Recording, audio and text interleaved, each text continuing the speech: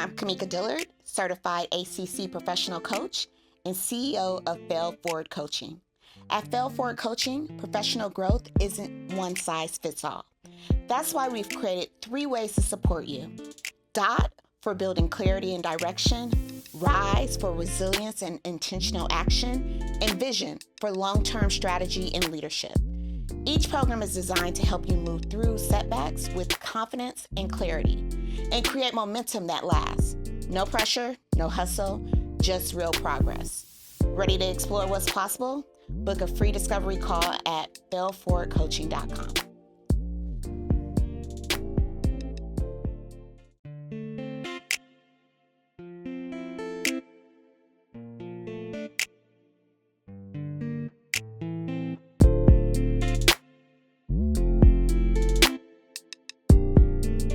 Welcome to the Black Women Will Say Black Women podcast, the podcast where we support, amplify, validate, and elevate Black women always. I'm your host, Kamika Dillard, and this is our sanctuary, a space built on the belief that when Black women show up for each other, we don't just survive, we save. So let's get into this week's Fail Forward file. So the control freak in me definitely popped out this week. Okay, I have tried to control everything and failed epically. I wanted to manage the outcomes, people's opinions, the timing of things. Things just was not mine to control. Like, I can't control the weather. I can't control, when someone's going to arrive on time, the traffic. I live in LA. We always know that it's hit or miss. But what was frustrating is the harder that I tried, the more frustrated I was becoming. And then that just served no purpose either, because you can't think and act clearly when you're frustrated. The failure in me thinking that I can control everything is always mine to hold. And what I've learned from this is that peace comes from focusing on the controllables. My effort, my attitude, my boundaries, my response. Everything else, the timing, the traffic, people's opinions, the recognition, those are all outside of my hands. So when I think about the fail forward file this week, tongue twister, I have to now just really take a step back and think about, is this mine to control? If the answer is no, I release it. If the answer is yes, I give it my best. That shift is really saving me right now from wasting a lot of energy on battles that I can't win, and help me pour more into the places where my power actually matters, which are the things that I can do. I can wake up early. I can have a great attitude. I can work out. What I can't be responsible for, and what I won't be responsible for, are other people's opinions and those expectations when they're not met, et cetera, et cetera. So take it from me, ladies. Release that control. Let it go. Let it go. Breathe a little bit and just realize that control freak serves no purpose. And that is this week's Fail Forward file. All right, y'all. We have a very special guest this week. Brittany is a senior integrated producer and founder of Ode to Us Wellness, a femtech company improving the perinatal experience for Black women. With a background in journalism and advertising, her work has been featured in Ebony, Black Enterprise, MTV, and Sweet July. Let's welcome to the sanctuary, Brittany Dandy. Hey, y'all. Thanks so much for having me. Thanks for coming, sis. How's it going? It's good. It's good. I'm here in New York. It's cold. So I've been inside, but being productive. It's been a good week. Okay, I'd love to hear that. I actually, New York's one of my favorite cities. I do want to experience like a couple of winter activities there, even though everyone's like, girl, no, don't do it. I mean, when you're visiting, it's a lot of fun. It's fun when you're here too. New York is fun in the winter. It is. Yeah, I'm like, have I ever came in the winter? I haven't. It's a very magical city. Okay, I love it. I love it. So I was so interested to talk to you, one, because of what you're working on now, post layoff. But before we get into that, tell us a little bit about what happened with your experience of losing your job in 2025. Yeah, so I was laid off like end of June 2025 from a senior role as a producer in the ad tech space. And I don't know. I mean, I'm not sure. It's just it wasn't that bad. I sort of seen it coming, so it wasn't a huge surprise. I made it through previous layoffs. My company had laid off maybe twice prior to that. But because I, worked on a significant revenue stream, I had been safe prior. So there were some signs along the way that let me know that things could be shifting. And I feel like I was decently prepared to make those shifts. And because you've been laid off before, like how did your prior layoffs like prepare you for this season of so many layoffs? Because I think for somebody like me too who have experienced layoffs, I've experienced layoffs, but I haven't seen all my homegirls get laid off too. So kind of maybe share that difference. Yeah, I think this was a little different in that it was my first formal layoff. I was a freelancer for the first 10 years of my career. So a job ending was always in the purview. Like, the job is going to end. Sometimes you know when, and sometimes you don't. And you just learn to build up a certain stamina and preparedness for those shifts and changes. This is different in the sense that, yeah, my sister, my friends, a lot of them are without work or looking for work, and some of them are not as prepared because they are not used to what feels like a very sudden shift in life and in finances.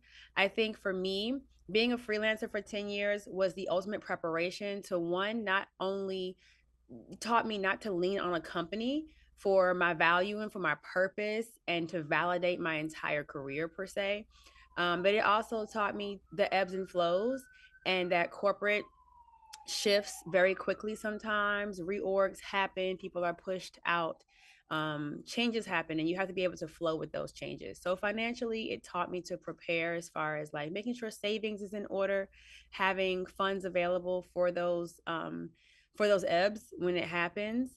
And then mentally and emotionally, I just didn't take it. I don't want to say personal because it's all personal. It's a very personal thing, but it didn't make me feel less than or less valuable in the industry as a whole because I know I'm solid in my skill set. And it was very clear that this was not about me. This was about something much larger than me personally. So I think it's remembering that, when these shifts happen. I was really, when I did my intake with you, Brittany, I was like, wait, hold up. She's probably the first one that I've spoken to who has had this demeanor around the layoff itself. Like, it is, I'm glad that you acknowledge, like, hey, this is emotional, but, I've been built for this because of the prior, experience I had as a freelancer. But to me, I considered your attitude so cavalier because I'm like, wait, like, you really not tripping, sis. And I try, I think that's the thing is like I want to always acknowledge that this experience is different for everybody, right? Depending Absolutely. on where you are in your life, what transitions you're in, the timing of this is different for everyone.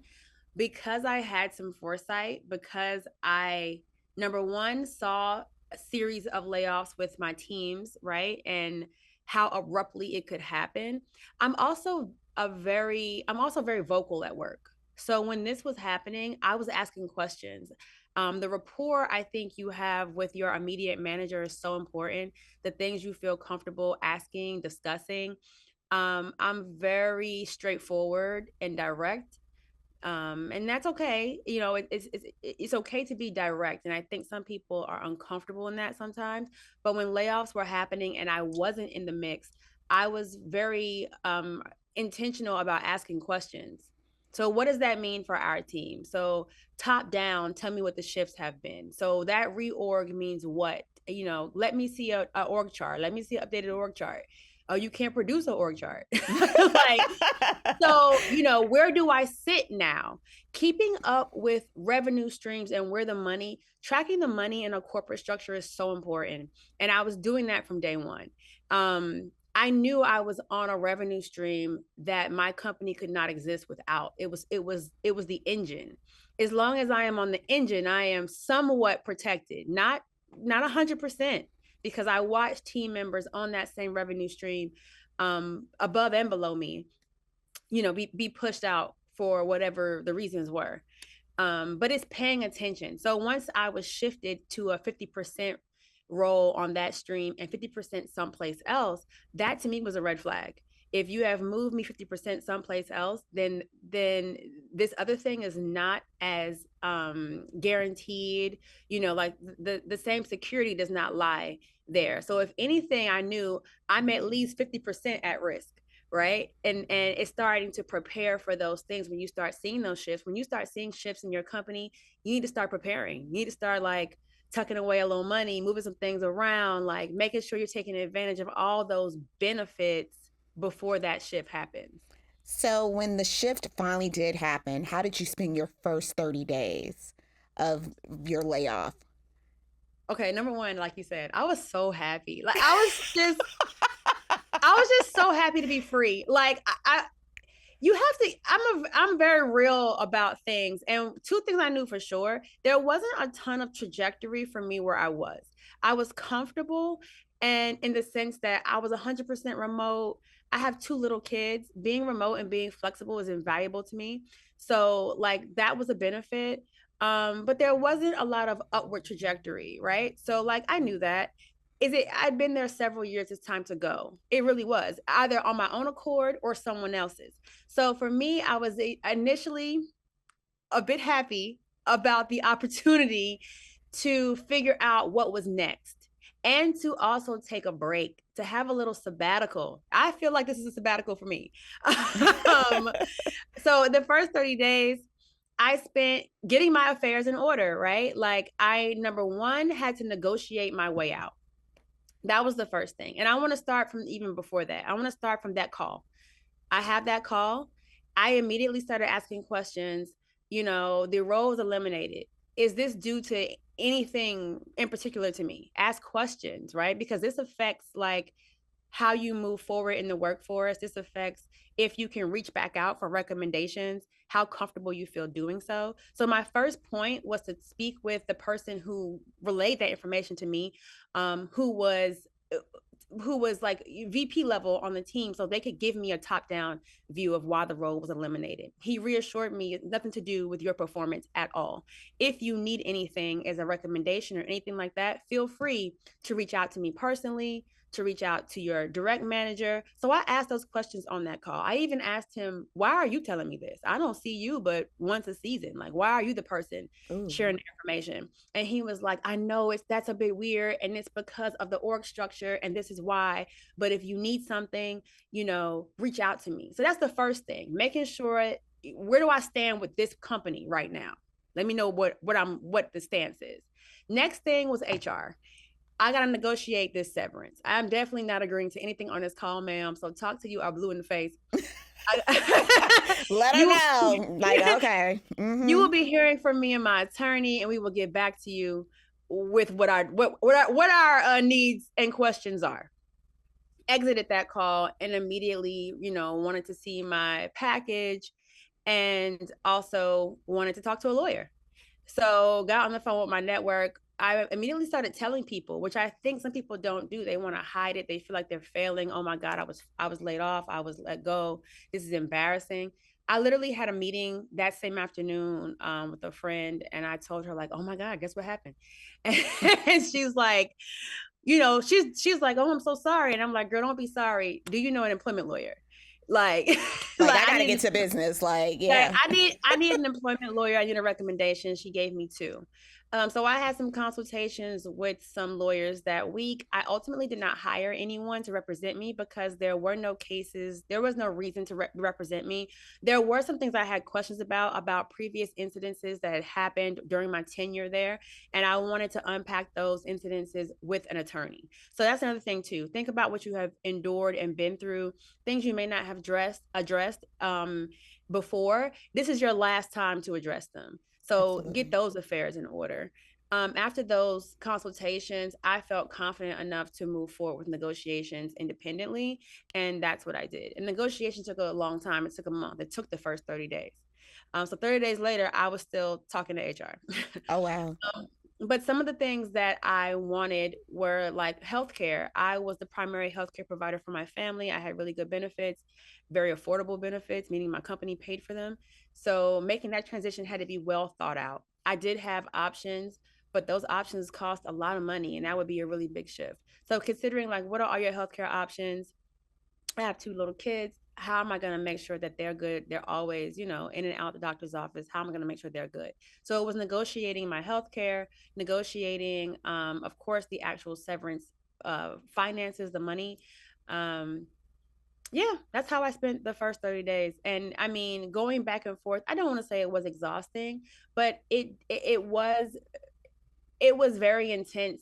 I think on my nervous system because I'm constantly reading the new offer, making adjustments. How many times am I going to go back and forth and do this?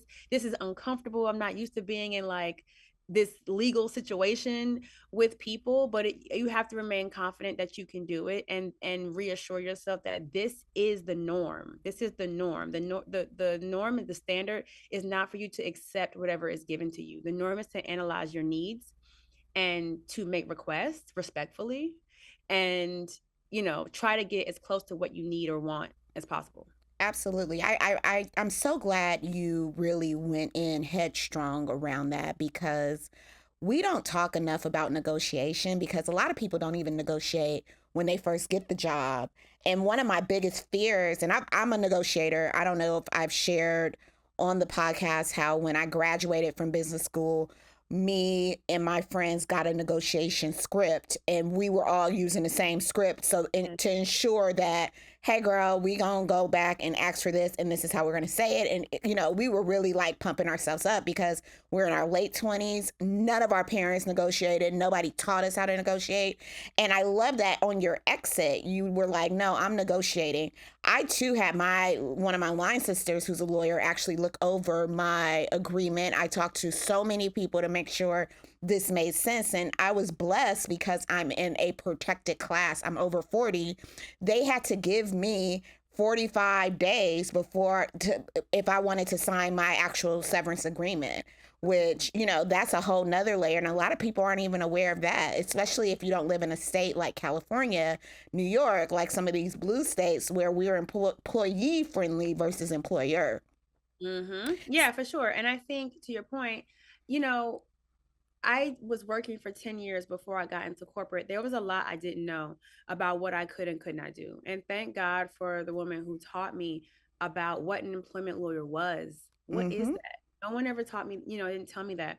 She taught me I could negotiate in and out, So I try to share that with women all the time. Like, never take your first offer. And people are so eager. My best friend took her first offer, and I was like, "What did I tell you?" And then when her counterpart got hired and at 20K plus what she makes, she's like, "Oh, how?" Because she negotiated, friend. Yeah. Um, it doesn't hurt to ask, and that's why I say, like, respectfully, like, this exit, just like the exit of any other relationship, does not have to be a nasty one. And Ooh. I think people need to understand that. I rarely exit any relationship that way, whether it's personal. If I was to leave my husband today, I'm not arguing with you. Ooh. Like, it's just, like you can always separate without things having to be ugly. And that has a lot to do with how you approach things and not the other person. Like, there is a way, and usually it's an attorney. If you don't have the ways and the words, and if you can't afford an attorney, Don't be afraid to ask Google. Don't be afraid to, get on Chat GBT and ask certain questions. Don't be afraid to like do some research and some digging. Maybe you don't want to pay an attorney. Maybe it's not worth it. But don't be afraid to at least get on a call and have that initial consultation with an attorney, which I know can be scary because we are not taught to seek legal counsel as a people. And it is uncomfortable. It is. It was. It was uncomfortable for me. But by the third call, I was fine. Absolutely. I mean, one of my mentors, she is at another level of career, of course. Like she's had C-suite level positions, but she goes in negotiating not just what she's getting on the front end, but she negotiates what she gets on the back end. So when I get into the company, I want to negotiate my exit because if we're being honest, you ain't gonna keep me, long term. I don't own this place. Forever. And I think, I don't know what it is. I think some companies inherently, that's a part of their whole shtick is like to make you think that they are, invested and you vicariously should be equally invested in them and that this thing will never ever end and we're going to be together forever. And I think we know as women, that's not the way to enter most relationships. Absolutely not. We're going to do this forever. It's like, it's not forever. There will come a time we will part ways. That part. And like, I love how you said it does not have to be a nasty departure. And I think some people think of just any type of exit having to be nasty, like vicious and, vitriol spitting. I don't do that. I think about the last man who I dated. I'm getting real personal because you brought it up first.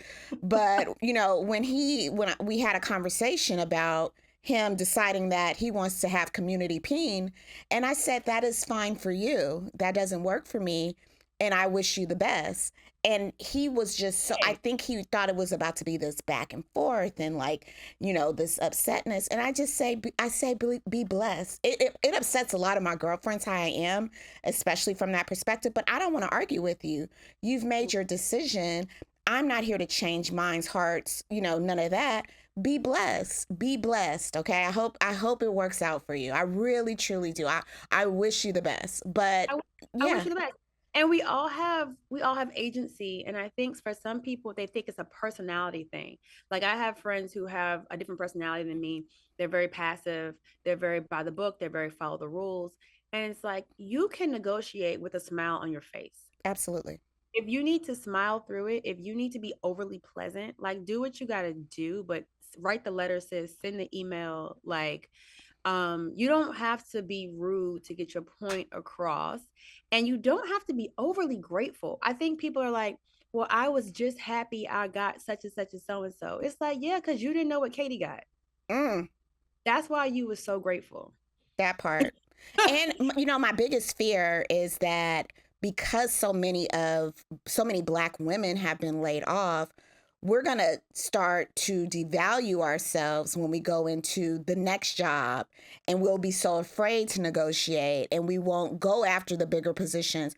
I have real concern around that because I don't want this layoff, this whole thing that happened that was systematic. We know for sure that this is by design, y'all. They laid off almost, I think we're up to 700,000 Black women. It was not accidental. This is by design.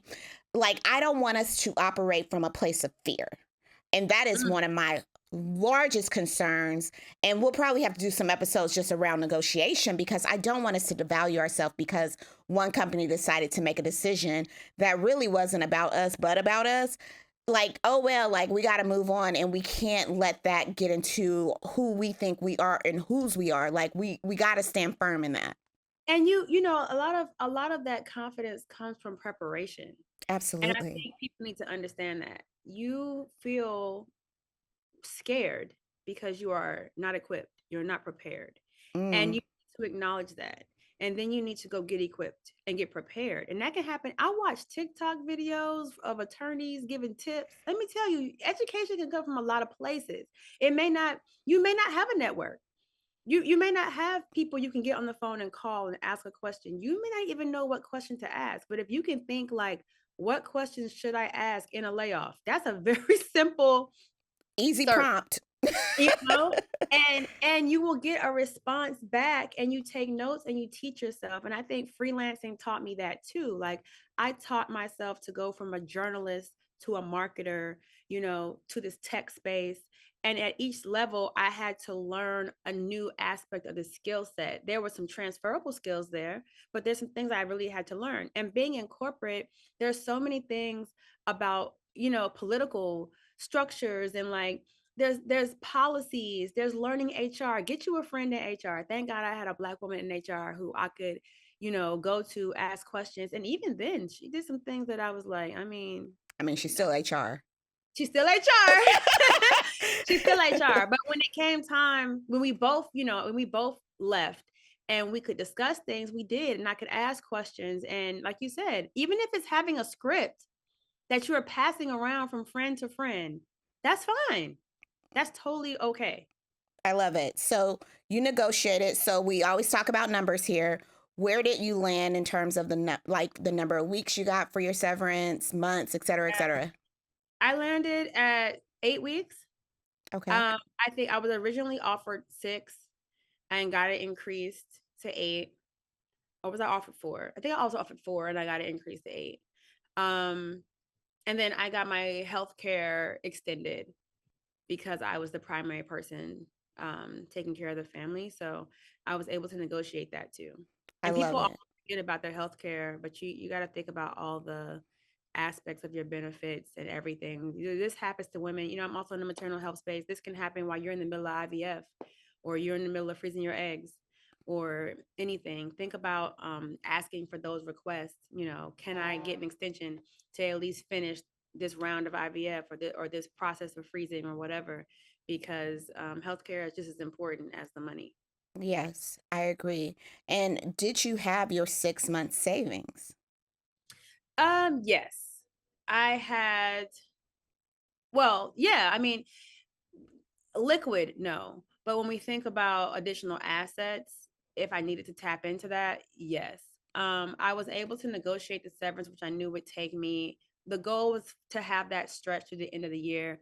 Thinking about unemployment, a lot of people don't pull unemployment. I'm not really sure why I they don't know don't. what that's about, girl, because I get everything I paid into, okay? Yeah. I'm not sure why, but you should have access to unemployment.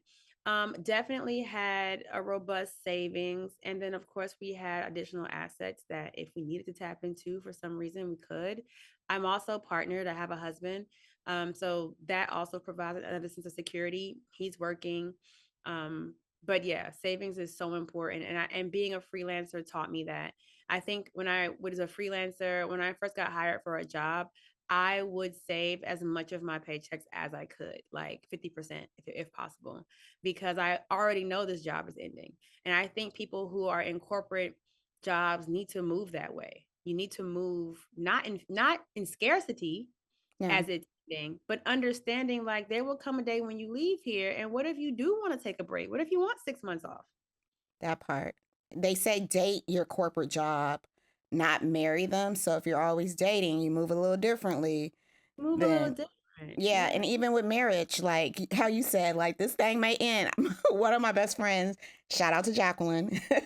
I love how she has told her husband, like, listen, I will divorce you. There's nothing that like she loves him. They're not close to getting divorced, but they've had conversations like this Yeah. thing might end and this is how I'm gonna move in the event that it ends, and how before we even cross that bridge, we're gonna be in a position to have conversations. So I love it. So you mentioned your husband, and so many of the women who I've had on the podcast who've talked about being married and how uncomfortable it was to lean on their husbands financially.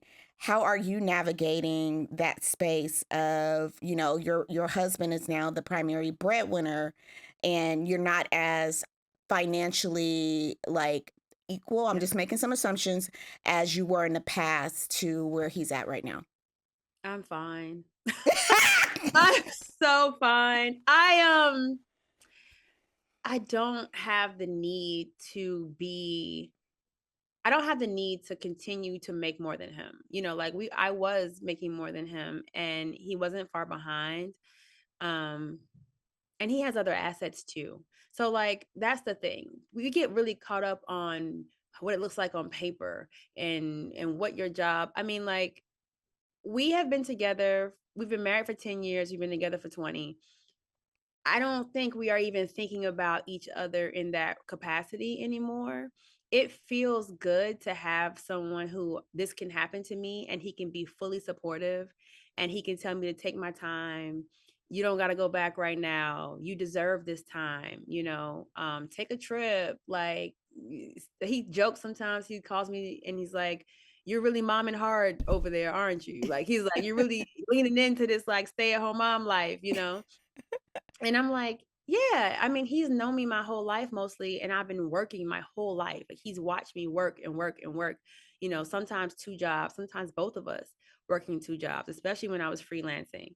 So him to be able to watch me rest, when he gets up in the morning and goes to work, he gets up at 6 a.m., he gets my daughter up, he gets her dressed, I get her out the door, but I get up 30 minutes after him religiously. Like he gives Mm. me 30 minutes to an hour. On the weekend, I'm in bed an hour later. He makes breakfast. I think I don't know, Black women, what I want for us is to have a partner that you feel comfortable. We also talk about the soft life, and it's like the soft life is not a spa day. The soft life is having a soft place to land, right? I Mm. am blessed to be taken care of. And I think there was a time in my life where that did make me uncomfortable. I don't need nobody to take care of me. I take care of my damn self. I don't need XYZ, right? And I still have those moments where like I get upset and I'm like, I don't need you. I got assets. Yeah. I have those moments. But the reality is I do need him. I need him for the intangibles. I need him for the reassurance that I can rest. I need him for the reassurance that when I say I want to take 6 months, but I'm job searching 6 weeks in, I need the reminder, you said you were going to rest. Mm. Like that is what I need him for. And we have shared finances for the majority of our life. And it's like whoever's up is up. There's been a time when he's up and I was freelancing and I was thugging it out and trying to figure it out. And he was okay with that. And I mean, I think in a relationship, like it's ebbs and flows, right? Like there are going to be times when I'm up and there's going to be times when he has to take the reins and we switch off according to whatever the needs are. So, are you actively looking for a job? Or we're going to talk about the company, but like, what's your strategy right now? Yeah, I look from time to time. I definitely am still on LinkedIn. I'm still tapped in. I'm still looking at industry trends and thinking about what aspect of media and tech I would like to be in, thinking about what would make me happy, not only what would give me the salary that I want right now, but what would I enjoy? Who do I want to work with? What industry? Who do I want to help? For me, I've always been dedicated to helping women in some way. Um, and I want to continue that. I want my corporate job to reflect my personal passions and aspirations. And I think for some people that sounds like elusive and, whimsical, but it's not. I've always found a way to tie in my professional world into my personal things that I love and care about. And it's no different now. So, tell us about Ode to Wellness. OTS is a maternal lifestyle company. We focus on women's maternal health. And the unique thing about us is that we help you focus on if you even want to become a mother, and we can help you plan even 5 years out, even if you are not partnered or pregnant. My belief is that preparation is key to alleviating a lot of the like mental health occurrences that we see happen during postpartum, during pregnancy. And I think a lot of that is due to sometimes a lack of preparation and sometimes a lack of support. So we offer services and products. We offer postpartum products to women. And yeah, I've been doing that for the past couple of years. And this time away from work has given me more time to focus on building out some of those services so that we can help more women, specifically those who are highly ambitious and in the corporate world, because we tend to struggle the most when it comes to deciding if we even want, to explore motherhood, how that will affect our career trajectories, and how do we manage all of our ambitions and also be somebody's mama. So that's who we serve. Yeah, you don't find too many successful climbing the ladder black women who are having it all. Like, I have 5 kids and I'm doing the thing. For me personally, when I got to my last company, and I was so curious to see some of the women and how they were navigating, motherhood, et cetera, et cetera. And one of my mentors inside of work, she actually froze her eggs and encouraged me to do so because she wanted to make sure I had that as an option. And I did freeze my eggs. And when I was asking her, digging deeper in terms of why should that be a part of my professional strategy, she was like, well, you'll see here in tech especially, which is why it's a benefit. There's so many women who have kids so much later in life. Yeah. It's crazy. And it's strategic, right? They offer that benefit a lot of the times because they want you to wait. They want the most productive years of your life. The younger we are, typically, the more productive, we can be. And a lot of us are prolonging having children. And if they can pay for that and support that, then maybe they will get more out of us, right? It's a give and take. Like, we will help you preserve your eggs if you promise to remain productive for us for X amount of time, hopefully. And I think it's all a strategy. It was really helpful for me to meet someone who was VP level, just C-suite level in corporate America, who was a Black woman who had a son, who had a son before she got in the C-suite, and she could help me see a way forward, because I really thought, number one, I thought I didn't want kids. And by the time I got to her, I was thinking, well, maybe I do. But even if I did want kids, even if I allowed myself to want kids, how would I feed them? Because I can't seem to get more than a year contract at a time, right? And what if having children means I'll never work again? It means I can't work 16 hours a day. It means I can't be here 6 days a week. All the things that I was doing as a person without children, which wasn't healthy, whether you have kids or not, right? It's Nope. like, it wasn't healthy that I was strapped to my laptop all of the time. I was managing a team in India, so I'm on the phone 3 in the morning. Like, none of those things were healthy, nor did they make sense. And she helped me understand that what I wanted personally was as important as what I wanted professionally, and that it was absolutely asinine to think that if I had kids, I would never work again. And what she said to me was like, if you want to freeze your eggs, freeze your eggs. We can talk about how to pay for it, because I didn't have the benefit. I wasn't full time. I didn't have the Mm. benefit to pay for it. So she told me, there are payment plans. There are ways to do that. She said, and if you have a child, if you decide you want a child and you have one and you can't find employment, I will hire you myself. Now, did she mean that? Could she do it? Maybe. But just hearing her say it, it meant a lot to me. And to have a woman who would take time out her day to have lunch with me and discuss this, it changed my life. It honestly did, because I was afraid. I was afraid to even want it. And then I went on the whole journey of figuring out, do I really want to have children? And that's what Ode to Us is built around. It's built around the methodologies that I used, the key people that I used to help me decide. So I had a therapist, I had a grief counselor, I had an art therapist who specialized in grief. I had a ton of people in my life. I had a physical trainer. I was like, if I'm gonna have a baby, I want to be in the best shape of my life. I weightlifted for 2 years. I just started to do things to help me figure out, what are you afraid of? You talked about fear. I needed to figure out what was making me so hesitant and question those things. And I did that. I did that for like 4 years. The last two, I moved very intentionally with the goal, or like allotment of, if you want to be a mother, that is okay. Mm.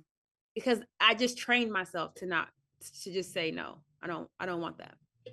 Does Ode to Wellness only focus on traditional ways of becoming a mother? No, we have a lot of women who have shared their stories. One woman had a child by herself. So she decided she wanted to be a single mom by choice. And she explained her whole like IVF journey and how that worked out for her. She's happy with her choice. She has no regrets about having a child independently. Um, it's not so much as how you decide to do it as it is as the preparation before you do it. I think my thing for women is focusing on how you take care of you. I want women to understand that having a baby is not about the baby yet. It's about you. I love it. I love it. I think this will resonate. And I said this during our intake. As someone who put career before relationship, marriage, I did proactive steps, preparation for if those things came about. Like, okay, at least I have my eggs. But, with 44 knocking on the door, I have always had a plan around how I want to have babies. I've always Yeah. wanted a surrogate. Uh, I got those frozen eggs for a reason. They not coming in me. They will be going in someone else. But anyways, I digress. Important thing to talk about because I don't think women explore all of their options. Or maybe they're just we're not used to seeing it, right? Like No, we know surrogacy exists, but I don't know anyone personally who has done it. It's like you need to understand all of your options. all of them. All of I them. I had two home births. I don't have anyone in my immediate like friend circle or anything who has had a home birth or my family or anything like that. I had two births at home. It's how I birth. If I decide to have another baby, which I am trying to decide if I want a third or not, I want one. But again, I'm back to my methodology of like, does it make sense for me? And the other things I want, because I am still as ambitious as I was before the first one. So I have to take certain things into account. But how I birth is at the crib. That's how I birth. Like it works for me until there is a problem and I can't for some medical reason. You know what I mean? And that's not for everybody. But I think it's important that people know it's an option. People know surrogacy is an option. They understand that you can have a baby by yourself if you want to. If you want Preparation. to, and Yeah. you're prepared for what that means and shouldering all of it, and you have a village that you've created, you know? I love it. I think we need to talk more about these options. So I'm really excited about the work that you're doing with Ode to Wellness. So, um, what is your ask from the community? How would you like for us to save you, support, amplify, validate, elevate? Oh, that's such a great question. I would love for people to engage with Ode to Us. Right now, we're launching our membership community. It's free currently. We're trying to get more women in the space to share their voices, ask their questions, and help us determine the best way to help them.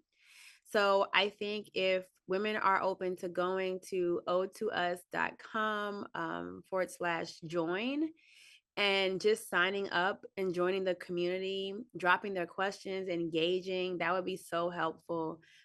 Sharing anything about what we're doing is always helpful. And we're trying to move on to LinkedIn, where our audience like truly lives, and to find more women who actually want the help to plan. I love it. Where else can people find you? Are you on Instagram, TikTok, any of those? Yeah, I'm on Instagram and TikTok at Brittany C. Dandy. Okay. I love it. Thank you so much, Brittany C. Dandy. You've been refreshing since I first talked to you, and you make me smile. And I Oh, love beautiful. that you are really, truly the first who I've spoken to that welcomed this layoff because it was an opportunity for you to rest. And you have been leaning into it, sis. And I think a lot of us can really take a lot from how you're navigating it because you radiate joy despite what's happening right now. So, yeah. So, thanks, Brittany. Thank you so much for having me. And I just want to say on top of that, like, I was hesitant to feel that joy. I felt like, is this naivety? Like the fact that I'm so happy, for this moment. But I think you have to walk on faith. And I just knew that like I needed to rest and resting is okay. And this is the way in which the rest came. And you have to be okay with like getting what you need, even if it doesn't come packaged the way you thought it would come packaged. Absolutely. Thanks, Brittany. Thanks. All right, y'all. So for this week's SAVE strategy, we are actually flipping the S from support to simplify. When life feels overwhelming, the most important and powerful move you can do is to strip back what really you are in control of. Simplify your focus, simplify your energy, simplify your expectations. Ask yourself, is this mine to control? If yes, give it your best. If no, let it go. You know, I love me some rhyming and some acronyms, y'all. So, and if you're ready to take that even deeper, I want you to go to failforwardcoaching.com, look at our DOT program, which is all about doing just one thing. It is designed for simplification. It's designed to help you stop spinning your wheels, simplify your choices, and really move with clarity and focus. So that is this week's SAVE strategy. As always, like, subscribe, follow Black Women Will Say Black Women wherever you get your podcasts, wherever you listen. Follow us on Instagram. Follow me, Kamika T. Dillard, on Instagram and Miss KT Dillard on TikTok. Support, amplify, validate, elevate. That's how we save each other. And never forget, Black women will save Black women. It's been a wonderful week. Thanks for having us today. See you next week. I'm Kamika Dillard.